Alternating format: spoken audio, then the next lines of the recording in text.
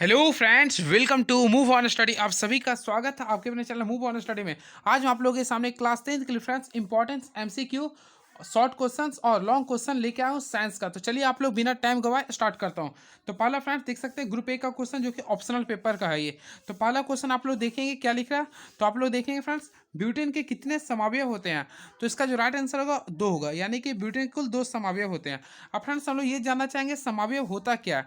देखिए समावयव को आप लोग समझिएगा, ऐसे कार्बनिक यौगिक जिसका अणुसूत्र समान, यानी फ्रेंड जिसका अणुसूत्र समान होता है लेकिन संरचना सूत्र अलग अलग होता है, उसे हम लोग बोलते हैं समावयव। क्लियर फ्रेंड्स, इसे याद रखेंगे। क्लियर है।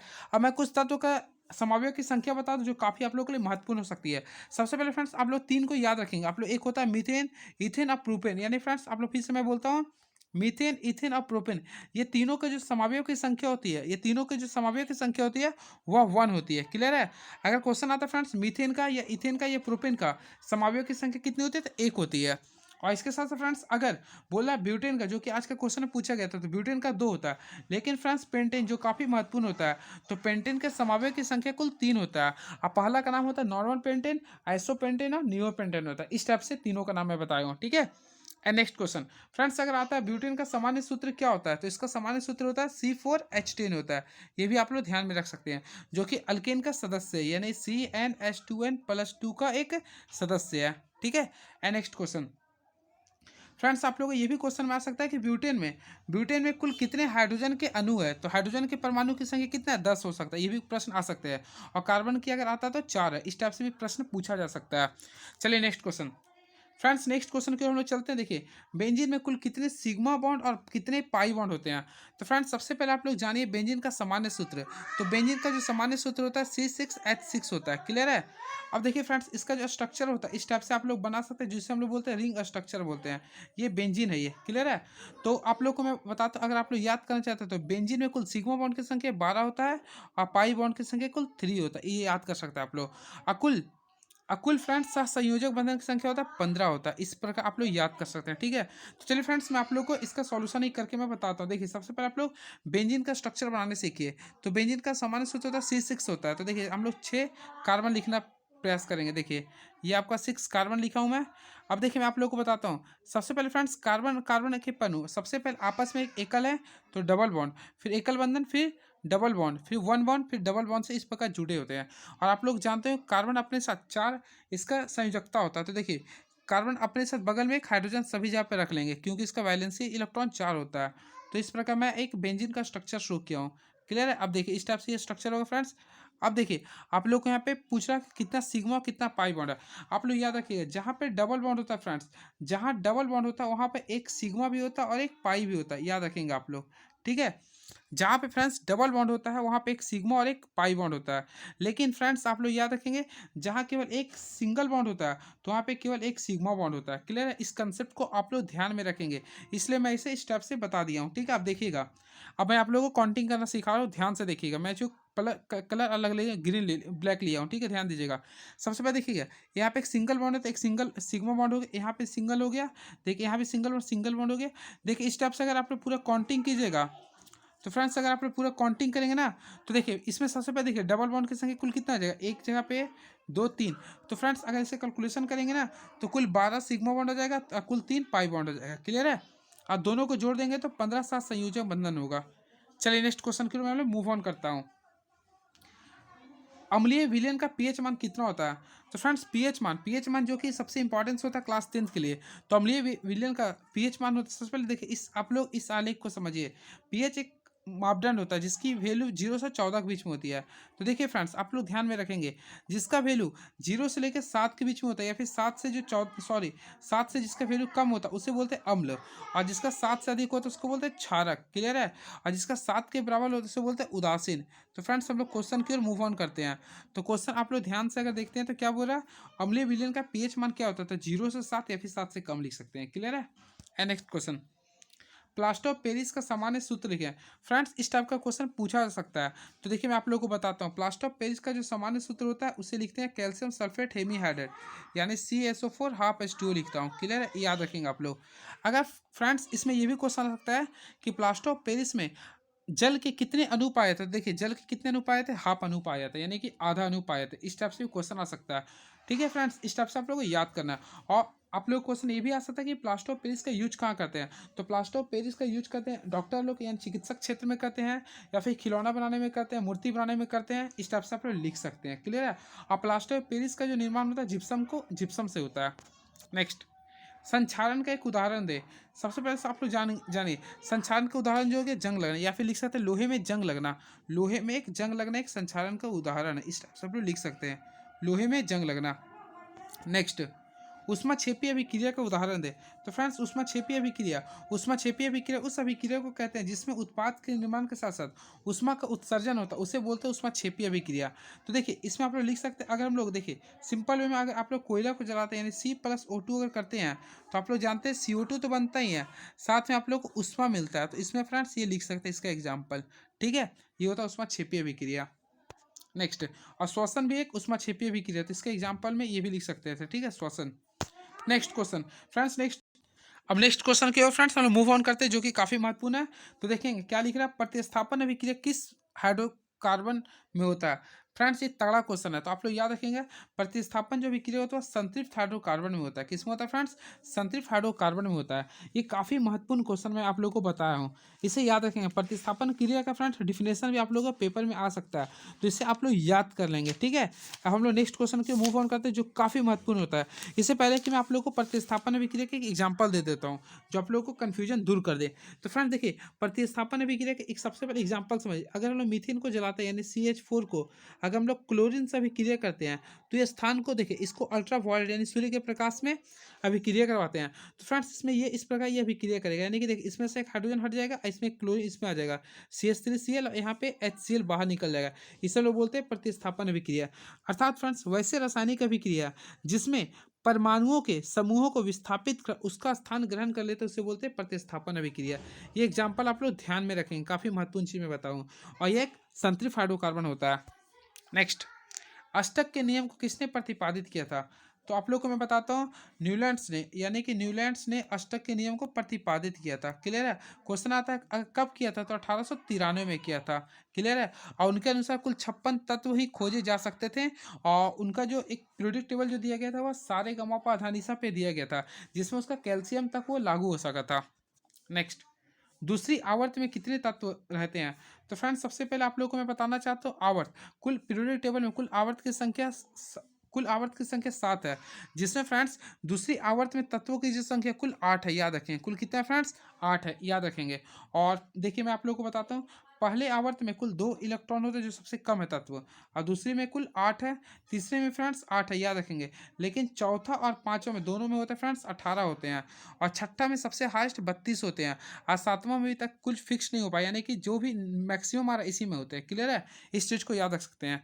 यानी कि सबसे ज़्यादा किसमें होता है, पहला में, जो कि इसमें 2 होता है। कौन कौन होता है, हाइड्रोजन और हीलियम होता है।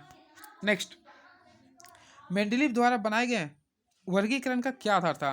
तो मैं आप लोग को बताना चाहता हूँ फ्रेंड्स, मेंडलीव द्वारा जो पीरियोडिक टेबल जो बनाया गया था, उसका जो आधार था वह परमाणु के द्रव्यमान के आवर्त फलन होता था। यानी परमाणु भार भी लिख सकते हैं, या फिर परमाणु द्रव्यमान, ये दोनों आप लोग लिख सकते हैं, कोई दिक्कत नहीं है।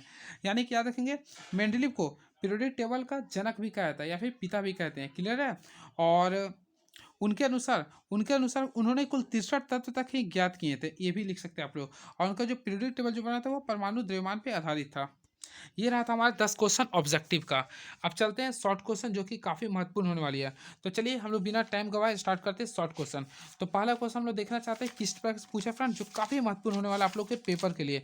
तो पहला क्वेश्चन ये रहा, आप लोग देखते जाए फ्रेंड्स, मैं ऑप्शन के साथ साथ आप लोग को डिटेल भी बताने वाला हूँ। तो पहला क्वेश्चन, उपचयन तथा अपचयन अभिक्रिया किसे कहते हैं। तो मैं आप लोग का आंसर भी बताता हूँ फ्रेंड्स। सबसे पहले जानिए, उपचयन अभिक्रिया वैसे रासायनिक अभिक्रिया। देखिए मैं उपचयन के बारे में बता रहा हूँ, ध्यान से आप लोग केवल सुनिएगा, आप लोग को पूरा रिकॉल करवा देते हैं। देखिए उपचयन अभिक्रिया वैसे रासायनिक अभिक्रिया फ्रेंड, जिसमें देखिए मैं 4 कंडीशन ले देता हूँ। देखिए सबसे पहले ये ऑक्सीजन इन ऑक्सीजन, तो ऑक्सीजन की संख्या में वृद्धि होती है इसमें। बात करें हाइड्रोजन का, तो हाइड्रोजन की संख्या में कमी होती है, और इलेक्ट्रॉन की संख्या में भी ये कमी होता है। इसे हम लोग बोलते हैं फ्रेंड्स उपचयन। और इसके साथ इसे हम लोग ऑक्सीकारक भी कहते हैं, इसे ऑक्सीकारक भी कहते हैं। इतना आप लोग लिख सकते हैं उपचयन अभिक्रिया के बारे में। ठीक है, अब मैं इसका एक एग्जांपल देता हूँ। सबसे पहले देखिए इसमें आप लोग को एक एग्जांपल देख देता हूँ। अगर मैं लोग कॉपर को जलाता हूँ, कॉपर प्लस ऑक्साइड, तो फ्रेंड्स ये बनेगा CuO। आप लोग इसमें ध्यान देंगे, देखिए इसमें आप लोग केवल एक चीज़ ध्यान देना फ्रेंड्स। इसमें देखिए मैं बैलेंस भी कर देता हूँ ताकि आप लोग कन्फ्यूजन ना हो। देखिए यहाँ पर ध्यान ध्यान दीजिए फ्रेंड्स, इसमें ऑक्सीजन था लेकिन देखिए यहाँ पे देखिए ऐड हो गया। तो जिसमें ऑक्सीजन ऐड होता है उसे हम लोग बोलते हैं उपचयन अभिक्रिया। क्लियर है? चलिए एक और मैं एग्जांपल देता हूँ, आप लोग को सिंपल वे में समझा देता हूँ। देखिए सी मान लीजिए फ्रेंड्स एक एग्जांपल है। देखिए मैं आप लोग को बता रहा हूँ, ध्यान दीजिएगा। CuO है प्लस H2 है। अगर अभिक्रिया करता है फ्रेंड्स, अगर ये अभिक्रिया करेगा तो यहाँ पे रिएक्शन जो निकलेगा Cu प्लस H2O निकले, यानी कि H2O एक जल अलग से निकल जाएगा। अगर आप लोग ध्यान से अगर इस अभिक्रिया को देखते हैं तो फ्रेंड्स इसमें कॉपर ऑक्साइड था, यानी यहाँ पे ऑक्सीजन की संख्या था, लेकिन आप लोग यहाँ देखिए ऑक्सीजन की संख्या में कमी आ गया। ठीक है? अब देखिए यानी कि देखिए जिसमें ऑक्सीजन की संख्या में कमी आता है, तो बिल्कुल फ्रेंड्स आप लोग के सामने मैं एक और एग्जांपल लेके आऊँ। आप लोग देख सकते हैं जिंक ऑक्साइड को अगर कार्बन से अभिक्रिया करते हैं, देखिए आप लोग अगर मान लीजिए फ्रेंड्स जेड है प्लस सी है, अगर ये अभिक्रिया करता है तो आप लोग इसका रिएक्शन कर सकते हैं फ्रेंड्स, ये होगा Zn प्लस CO। तो आप लोग यहाँ पे ध्यान देंगे फ्रेंड्स, आप लोग ध्यान देंगे ना, तो देखिए यहाँ पे ऑक्सीजन की संख्या था लेकिन यहाँ पे नहीं, यानी ऑक्सीजन की संख्या में कमी आ गया। तो जिसमें कमी आता है उसको बोलते हैं अपचयन, यानी कि जेड के यहाँ पे क्या हुआ, अपचयन हुआ। क्लियर है? और इस सी का क्या हो गया, उपचयन हो गया। क्लियर? इस टाइप से आप लोगों को शो करना है। नेक्स्ट क्वेश्चन, संतुलित रासायनिक अभिक्रिया किसे कहते हैं? तो फ्रेंड्स संतुलित रासायनिक अभिक्रिया वैसे रासायनिक अभिक्रिया को कहते हैं जिसमें अभिकारक एवं उत्पाद में परमाणु की संख्या आपस में बराबर होती है, उसे हम लोग बोलते हैं संतुलित रासायनिक अभिक्रिया। इसका एग्जांपल आप लोग लिख सकते हैं फ्रेंड्स, कुछ नहीं आप लोग केवल याद है, अगर आप लोग मैग्नीशियम को जलाते हैं यानी Mg+O2 कीजिए तो मैग्नीशियम ऑक्साइड बनता है, यानी MgO अगर आप लोग लिखते हैं तो फ्रेंड्स आप लोग ध्यान दीजिएगा। देखिए यहाँ पर मैग्नीशियम की संख्या 1 है, यहाँ पर ऑक्सीजन की संख्या 2 है, तो हम लोग इसको बराबर करने के लिए 2 लगा दें। तो देखिए मैग्नीशियम की संख्या भी 2 हो गया, यहाँ पे 1 है तो यहाँ पे हम लोग 2 कर दें। ये आप लोग एग्जांपल लिख सकते हैं। क्लियर है? या तो H+Cl यूज कर दिए। अगर हाइड्रोजन क्लोरीन से भी क्रिया करता है तो ये HCl बनाता है, तो फ्रेंड्स आप लोग देखिए HCl के पहले 2 लगा दें, ये भी आपका संतुलित हो गया। क्लियर है? इस प्रकार आप लोग एग्जाम्पल लिख सकते हैं। नेक्स्ट, विस्थापन और द्विविस्थापन अभिक्रिया किसे कहते हैं? तो फ्रेंड्स विस्थापन अभिक्रिया वैसे रासायनिक अभिक्रिया को कहते हैं जिसमें अधिक अभिक्रियाशील पदार्थ कम अभिक्रियाशील पदार्थ को हटाकर उसका स्थान ग्रहण कर लेते हैं, उसे बोलते हैं विस्थापन अभिक्रिया। इसे याद रखेंगे आप लोग, काफी महत्वपूर्ण क्वेश्चन फ्रेंड्स। और उसके साथ साथ द्विविस्थापन अभिक्रिया वैसे रासायनिक अभिक्रिया को कहते हैं जिसमें आयनों का आदान प्रदान होता है, उसे हम लोग बोलते हैं द्विविस्थापन अभिक्रिया। अब मैं इसका एग्जांपल आप लोगों को बताना चाहता हूँ क्योंकि एग्जांपल ही आप लोगों के साइंस के लिए काफ़ी महत्वपूर्ण होती है। तो देखिए सबसे पहले फ्रेंड्स मैं आप लोगों के सामने विस्थापन अभिक्रिया का दे रहा हूँ। देखिए सबसे पहले फ्रेंड्स हम लोग जानते हैं लोहा प्लस कॉपर सल्फेट है। अब देखिए इसमें क्या होगा, देखिए आप लोग जानते हो लोहा जो होता है कॉपर की तुलना में अधिक अभिक्रियाशील है, तो फ्रेंड्स इसमें क्या होगा ना FeSO4 आ जाएगा, यानी लोहा जो है ना कॉपर के हटाकर उसका स्थान ग्रहण कर लेगा और कॉपर को बाहर कर देगा। ये हो गया आपका विस्थापन अभिक्रिया। क्लियर है? अब इसके साथ साथ देखिए द्विविस्थापन के भी एग्जांपल देता हूँ जो काफ़ी महत्वपूर्ण है। तो देखिए मान लीजिए कि सोडियम क्लोराइड है, इसके साथ अभिक्रिया करता हूँ सिल्वर नाइट्रेट का AgNO3 का, तो फ्रेंड्स अगर ये अभिक्रिया होगा तो देखिए आप लोग तोड़ने सीखिए। सबसे पहले देखिए NaNO3 बन जाएगा ना, ये AgCl, तो आप लोग लिख सकते हैं NaNO3 प्लस AgCl, ये आपका अभिक्रिया हो गया। क्लियर है? अब नेक्स्ट क्वेश्चन के लिए मूव ऑन करता हूँ फ्रेंड्स। ये क्वेश्चन आप लोग देखेंगे, प्रश्नली ए में ए और बी में समान लंबाई के मैग्नीशियम की पट्टी ले। प्रश्नली ए में देखिए फ्रेंड्स आप लोगों को मैं समझा रहा हूँ, ध्यान से समझिएगा। प्रश्नली ए में फ्रेंड्स हाइड्रोक्लोरिक अम्ल है। क्लियर है?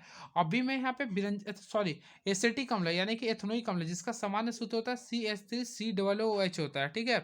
तो क्वेश्चन आपका ये पूछ रहा है, आप लोग ध्यान देंगे कि किसमें अधिक बुदबुदाहट होगी और क्यों।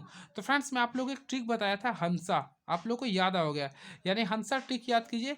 यानी कि सबसे ज़्यादा जो आप लोग का यानी सबसे ज़्यादा जो आयनिक कंपाउंड यानी प्रबल अम्ल होते हैं वह हाइड्रोक्लोरिक अम्ल होते हैं, फिर N से नाइट्रिक अम्ल होते हैं, फिर सल्फ्यूरिक अम्ल होते हैं, फिर एसिटिक अम्ल होते हैं। तो फ्रेंड्स ऑप्शन जो दिया हुआ है, ऑप्शन देखिए एक हाइड्रोक्लोरिक अम्ल दिया है और एक एथनोइक अम्ल। तो फ्रेंड्स हाइड्रोक्लोरिक अम्ल शुरू में होता है, यानी कि बुदबुदाहट किस में अधिक होगा, तो हाइड्रोक्लोरिक अम्ल में अधिक बुदबुदाहट होगी। क्यों होगी? क्योंकि HCl में H+ की मात्रा अधिक होती है, यानी कि फ्रेंड्स HCl में इसका pH मान 0 होती है, इसलिए इसमें अधिक बुदबुदाहट होगी। क्लियर है? एंड नेक्स्ट क्वेश्चन, विरंजक चूर्ण बेकिंग सोडा तथा धोवन सोडा का सामान्य सूत्र एवं उसका उपयोग लिखें। तो फ्रेंड्स सबसे पहले आप लोग को यहाँ पे मैं बताना चाहता हूँ विरंजक चूर्ण। तो विरंजक चूर्ण का सामान्य सूत्र आप लोग को पता होगा, कैल्शियम ऑक्सीक्लोराइड बोलते हैं इसे। तो मैं लिख देता हूँ, देखिए इसका सामान्य सूत्र फ्रेंड्स याद रखेंगे आप लोग, CaOCl2, इसे हम लोग बोलते हैं कैल्शियम ऑक्सीक्लोराइड। इसका जो प्रयोग करते हैं पानी को साफ करने में, इसके साथ साथ घर की साफ सफाई में भी करते हैं, क्लियर है, या फिर कीटनाशक को मारने में। बेकिंग सोडा, तो बेकिंग सोडा का सूत्र होता है NaHCO3, यानी सोडियम हाइड्रोजन कार्बोनेट होता है। इसका यूज करते हैं बेकिंग पाउडर बनाने में करते हैं, फिर सोडा अग्निशामक के रूप में यूज करते हैं, या इफ इसके साथ साथ फ्रेंड्स हम लोग खाने पीने नहीं खास्ता भोजन बनाने के लिए भी करते हैं। धोवन सोडा, धोवन सोडा का जो सूत्र होता है वह Na2CO3 10H2O होता है, ठीक है। और इसका जो प्रयोग करते हैं घर की साफ सफाई में करते हैं, इतना आप लोग को याद रखेंगे। And very next question, version और निस्तापन में फ्रेंड्स क्वेश्चन ये भी काफ़ी तगड़ा क्वेश्चन है, आप लोग देखेंगे भर्जन और निस्तापन में उत्तर के सॉरी भर्जन और निस्तापन उदाहरण के साथ उत्तर दे। तो फ्रेंड्स सबसे पहले लोग ये जानना चाहेंगे भर्जन किसे कहते हैं। तो देखिए इससे हम लोग देखिए ध्यान रखिए, जब सल्फाइड अयस्क को वायु की उपस्थिति में गर्म की जाती है, जब सल्फाइड अयस्क को वायु की उपस्थिति में गर्म की जाती है तो इसे बोलते हैं भर्जन, ठीक है। तो और इसके साथ साथ निस्तापन जो होता है वह जब कार्बोनेट अयस्क को वायु की अनुपस्थिति में गर्म किया जाता है तो उसे बोलते हैं निस्तापन। अब देखिए मेन एग्जांपल आपको फोकस करना है, देखिए देखिए सबसे पहले अयस्क फ्रेंड्स, अगर आप लोग को बोलता है देखिए सल्फाइड अयस्क, यानी कि इस सल्फर रहेगा, इसका अयस्क मान लेना है, तो हम लोग जिंक ले लिए। तो फ्रेंड्स सल्फर है ना, तो ये हो गया आपका जिंक सल्फाइड अयस्क हो गया। अब देखो इसको वायु की उपस्थिति में लोग गर्म करते हैं, तो अगर हम लोग गर्म करते हैं तो ये बन जाएगा ZNO, यानी ZNO बन जाएगा, और उसके बाद SO2 गैस बनेगा, ऐसी को हम लोग बोलेंगे भर्जन, क्लियर है। और उसके साथ देखिए निस्तापन में होता हुआ कार्बोनेट अयस्क का यूज किया था, यानी देखिए जिंक है ये, अब इसका एक कार्बोनेट अयस्क का यूज किया हो, ठीक है। अब इसको वायु की अनुपस्थिति हम लोग गर्म करते हैं ना, तो यह ZNO बनता है प्लस CO2 बनता है, तो इसे हम लोग बोलेंगे निस्तापन, याद रखेंगे। एंड वेरी नेक्स्ट क्वेश्चन, निम्नलिखित यौगिकों का संरचनात्मक सूत्र लिखें। तो पहला फ्रेंड्स प्रोपेनॉल आता है, तो हम लोग प्रोपेनॉल का देखिए सूत्र लिखने के प्रयास करेंगे। तो देखिए मैं आप लोगों को सामान्य सूत्र लिखने का तरीका बताया था, फिर से आप लोग रिकॉल कर लीजिए। देखिए आप लोग फार्मूला लिख सकते हैं CnH2n+1, ये हमेशा यूज करना होता है। और नॉल आता है फ्रेंड्स अल्कोहल में, तो अल्कोहल का OH लिखते हैं हम लोग, पता होगा आप लोग को। अब देखिए प्रोप, तो मीथ ईथ प्रोप में कार्बन संख्या होता है 3, तो 3 कर दिया। अब देखिए H, जहाँ पे N वहाँ पे 3 पुट कर, 3 2 6 और 1 कितना आ गया 7, यानी फ्रेंड इसका सामान्य सूत्र क्या आ गया C3H7OH आ गया, ठीक है, याद रखेंगे आप लोग। अब देखिए मैं इसका स्ट्रक्चर बनाता हूँ, देखिएगा पहला का स्ट्रक्चर बना रहा हूँ, C3 था तो 1 2 3। अब देखिए इसमें एक अल्कोहल था, हम लोग कहीं भी एक अल्कोहल डाल देते हैं। अब देखिए कार्बन अपने साथ एक एक बंधन जो जुड़े होता है, टोटल 4 बॉन्ड होते हैं, तो ये आपका स्ट्रक्चर बन रहा है, आप लोग देख लीजिए। जहाँ जहाँ खाली फ्रेंड्स वहाँ पे हाइड्रोजन आप लोग लगा सकते हैं, क्लियर है, क्योंकि इसका वैलेंसी 4 होता है। तो इस प्रकार रहा आप लोग का ये रहा स्ट्रक्चर प्रोपेनॉल का। नेक्स्ट एसीटोन, तो फ्रेंड्स सबसे पहले आप लोग जाने एसीटोन। तो एसीटोन को हम लोग एसीटोन को हम लोग प्रोपेनॉन कहते हैं, क्या कहते हैं फ्रेंड्स, प्रोपेनॉन। देखिए मैं लिख देता हूँ, इसे हम लोग बोलते हैं प्रोपेनॉन, ये तगड़ा क्वेश्चन है ये। तो प्रोपेनॉन जो होता है वह कीटोन का सदस्य होता है। देखिए जहाँ पे नोन आता है, यानी यहाँ पे देखिए इसका सफिक्स क्या आ रहा है, नोन आ रहा है, तो कीटोन के रूप में आता है। तो इसके लिए हम लोग सामान्य सूत्र लिखने के लिए ये फार्मूला यूज करते हैं, CnH2nO आता है, ठीक है। अब ध्यान से देखेंगे आप लोग, इसमें फ्रेंड्स प्रोप का रोल नंबर होता है 3, यानी कार्बन का 3 ले लिए, अब H 2 3 जा 6 O, यानी इसका सामान्य सूत्र आ गया C3H6O। अब देखिए इसका स्ट्रक्चर मैं बताता हूँ, सबसे पहले C में 3 लिख दूंगा 1 2 3। अब फ्रेंड्स जहाँ ऑक्सीजन 1 आता है तो वहाँ पे एक डबल बॉन्ड कहीं भी लिख सकते हैं, ठीक है। अब देखिए 1 2 3 4 1 2 3 4, इस टाइप से आप लोग स्ट्रक्चर इसका शो कर सकते हैं। ये रहा आपका प्रोपेनॉन का। अब हम लोग नेक्स्ट बात करते हैं, देखते हैं ऑप्शन में क्या दिया क्वेश्चन। एसीटो फॉर्मिक अम्ल, फ्रेंड्स फॉर्मिक अम्ल के लिए आप लोग देखिए सूत्र में बताता हूँ, ये लिख सकते हैं CnH2n+1, और देखिए अम्ल के लिए हम लोग यूज करते हैं COOH। अब देखिए मैं आप लोग एक कंसेप्ट बताना चाहता हूँ, अगर किसी फार्मूला में कार्बन एक ऑलरेडी दिया रहता है तो फ्रेंड्स मिथनोइक अम्ल को बोलते हैं फॉर्मिक अम्ल। जैसे फ्रेंड्स एक कार्बन संख्या को हम लोग रिमूव करते हैं, यानी कि N के हम लोग यूज करेंगे 0, तो C 0 आ जाएगा, फिर H2N यानी 1 ही आ जाएगा, यहाँ पे COOH रहेगा, यानी इसका सामान्य जो सूत्र होता है फॉर्मिक अम्ल का, इसे बोलते हैं HCOOH होता है, ठीक है। अब इसका स्ट्रक्चर में बना रहा हूँ, देखिए C जहाँ ये ऑक्सीजन उसके लिए डबल बॉन्ड दे देंगे, और ये OH इसके लिए दे देंगे, और यहाँ पे एक हाइड्रोजन लगा दें, ये फ्रेंड्स आपका आ गया फॉर्मिक अम्ल का। नेक्स्ट, एथेनॉल से एथेनोइक अम्ल कैसे बनाते हैं? अगर पेपर में फ्रेंड्स ये आपका क्वेश्चन आता है, सबसे पहले आप लोग क्या करेंगे, एथेनॉल और एथेनोइक अम्ल का सामान्य सूत्र आप लोग लिखने का प्रयास करेंगे। ठीक है, तो चलिए मैं बताता हूँ, ध्यान दीजिएगा आप लोग। सबसे पहले एथेनॉल का सूत्र होता है C2H5OH होता है, क्लियर है। और उसके साथ साथ देखिए एथेनोइक अम्ल का सूत्र होता है, वह लिख सकते हैं आप लोग CH3COOH, ये आप लोग लिख सकते हैं। अब आप लोग ध्यान देंगे आप लोग, तो अगर आप लोग ध्यान देते हैं तो कुछ पाएंगे इसमें, बिल्कुल सही। देखिए इसमें ऑक्सीजन संख्या 1 था, लेकिन इसमें ऑक्सीजन संख्या 2 है। तो फ्रेंड जो ऑक्सीजन की संख्या को बढ़ाता है उसके लिए हम लोग क्षारीय एजेंट यानी कि K-4, जिसे हम बोलते हैं ऑक्सीकारक का यूज करेंगे, यानी कि K-4 से हम लोग अभिक्रिया केवल करा देंगे। नेक्स्ट, किस तत्व में दो कोष तथा दोनों इलेक्ट्रॉनों से पूर्ण है? फ्रेंड्स दो कोष है, देखिए क्वेश्चन नंबर हम लोग 20 में, सॉरी क्वेश्चन नंबर फ्रेंड्स मैं आप लोगों को 19वां बता रहा हूँ। किस तत्व में दो कोष है तथा दोनों इलेक्ट्रॉनों से पूर्ण है? दो कोष यानी फ्रेंड देखिए एक कोष होता है K, एक होता है L। अब क्या हो रहा है, दो कोष तथा दोनों इलेक्ट्रॉनों से पूर्ण है, तो हम लोग जानते हैं प्रथम कोष में कुल मैक्सिमम कितना इलेक्ट्रॉन होता है, बोर के अकॉर्डिंग 2 होता है, क्लियर है। और सेकेंड में 8 होता है। आप देखिए दोनों पूर्ण है तो 2 8 जोड़ दिए, कितना है 10। तो फ्रेंड 10 में क्या होता है, नियॉन होता है, तो इसका राइट आंसर हो गया नियॉन, क्लियर है। एंड वेरी नेक्स्ट क्वेश्चन, कुल 3 कोष है तथा संयोजकता कोष में 4 इलेक्ट्रॉन है, तो कुल 3 कोष है। फ्रेंड्स 3 कोष हम लोग लेने का प्रयास करेंगे। देखिए पहला मान ली K ले लिया हूँ, L M। अब इसमें कंडीशन दे दी, संयोजकता कोष में 4 इलेक्ट्रॉन है, तो हम लोग जानते हैं संयोजकता किसे कहते हैं, किसी तत्व के बाहरी कक्षा में उपस्थित इलेक्ट्रॉन की संख्या का। तो यहाँ संयोजकता 4 लिख रहा था, 4 लिख दिए। अब K में फ्रेंड दो इलेक्ट्रॉन होते हैं, L में कितना 8। अब तीनों को जोड़ दें, 2 8 10 सर कितना हो गया 14। तो फ्रेंड 14 किसका होता है, सिलिकॉन का, तो इसका राइट आंसर हो गया सिलिकॉन, 20 का आंसर हो गया सिलिकॉन। और फ्रेंड्स ये रहा था हमारा कुल क्वेश्चन। अब देखिए दो लॉन्ग क्वेश्चन है, आप लोग देख लीजिए। धातु और धातु में रासायनिक और भौतिक आधार पर अंतर लिखना है। फिर हाइड्रोकार्बन किसे कहते हैं, संतृप्त हाइड्रोकार्बन, असंतृप्त हाइड्रोकार्बन में अंतर लिखना है। चलिए मैं यही क्वेश्चन था आप लोग के सामने, आप लोग देख लेंगे, ठीक है। कैसा लगा आप लोग कमेंट बॉक्स में जरूर लिखेंगे। Thank you so much, please subscribe my YouTube channel move On study. Thank you so much.